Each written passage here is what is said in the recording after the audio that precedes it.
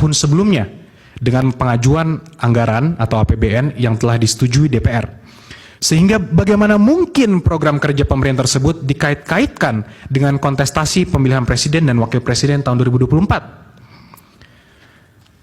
Selanjutnya mengenai dalil pemohon tentang kenaikan gaji dan tunjangan penyelenggara pemilu di momen kritis adalah dalil yang keliru dan sangat mengada-ngada. Karena hal tersebut merupakan program Kementerian Pendayagunaan Aparatur Sipil Negara dan Reformasi Birokrasi atau PAN-RB yang telah ditetapkan pada tahun anggaran sebelumnya. Pemberiannya dalam bentuk tunjangan berbasis capaian kinerja dan bukan kenaikan kerja sebagaimana didalilkan oleh pemohon. Sehingga jelas program tersebut tidak ada kaitannya dengan presiden, terlebih menghubungkannya dengan kontestasi pemilu 2024. Selanjutnya mengenai politik uang di TPS 029 Desa Karanggintung, Jawa Tengah, telah dijelaskan sendiri oleh pemohon bahwa perbuatan tersebut dilakukan oleh aparat desa kepada PPS, sehingga tidak ada kaitannya dengan pihak terkait. Sedangkan mengenai pemberian uang yang dilakukan Gus Miftah, itu dilakukan dalam kapasitas pribadi. Karena sampai saat ini yang bersangkutan tidak pernah tercatat sebagai tim kampanye, baik di tingkat nasional maupun daerah. Adapun terkait tuduhan pencoblosan lebih dari 1 kali, tidak jelas dilakukan oleh siapa dan untuk kepentingan siapa. Sehingga biarlah diproses oleh Bawaslu agar persoalan menjadi terang dan dapat dimintai pertanggungjawaban dari pelakunya. Demikian halnya dengan bantuan sosial atau bansos dari pemerintah. Itu adalah program kerja yang telah berjalan selama ini, termasuk di luar tahun pemilu dengan pengaturan melalui Perpres nomor 63 tahun 2017. Program bansos ini ditujukan bagi seseorang, keluarga, kelompok, atau masyarakat miskin, tidak mampu dan atau rentan terhadap risiko sosial, di mana sangat berbeda dengan target suara pemilih milenial dan Gen Z yang hendak diraih pihak terkait.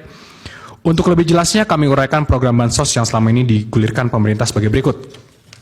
Pengaturan mengenai bansos telah diatur dalam Perpres nomor 63 tahun 2017 tentang penyaluran bansos secara non-tunai. Definisi dianggaplah dibacakan. Bansos dapat diberikan apabila terjadi potensi kerentanan sosial yang ditanggung oleh seseorang, keluarga, kelompok, dan atau masyarakat sebagai dampak krisis sosial, krisis ekonomi, krisis politik, fenomena alam, dan bencana yang jika tidak diberikan bansos akan semakin terpuruk dan tidak dapat hidup dalam kondisi wajar sebagaimana dalam pasal 1 angka 2 Perpres 63 tahun 2017 yang definisinya dianggaplah dibacakan. Dari definisi dan persyaratan yang diatur tersebut secara limitatif, pemerintah dapat mengeluarkan bansos bila terjadi adanya peristiwa yang dapat menimbulkan potensi kerentanan sosial dari adanya fenomena alam atau bencana yang tidak diberikan bansos akan semakin terpuruk bagi rakyat. Hal ini merupakan pelaksanaan pasal 28A Undang-Undang Dasar tahun 1945, di mana negara memiliki kewajiban untuk memenuhi hak dasar warga negaranya.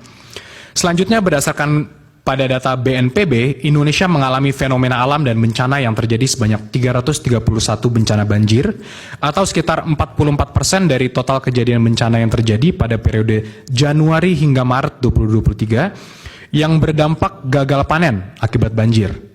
Dengan total lahan sekitar 54.000 hektar pada 136 kabupaten kota di 20 provinsi. Dengan adanya fenomena alam atau banjir yang terjadi di 136 kabupaten kota pada 20 provinsi, maka akan berdampak pada keberlangsungan hidup rakyat yang berdampak gagalnya panen akibat banjir.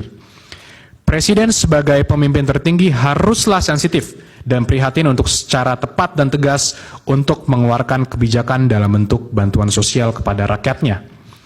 Oleh karena itu, Presiden diberikan kewenangan oleh undang-undang untuk melakukan perubahan APBN sebagaimana dalam pasal 20 ayat 1 huruf F Undang-Undang APBN tahun 2024.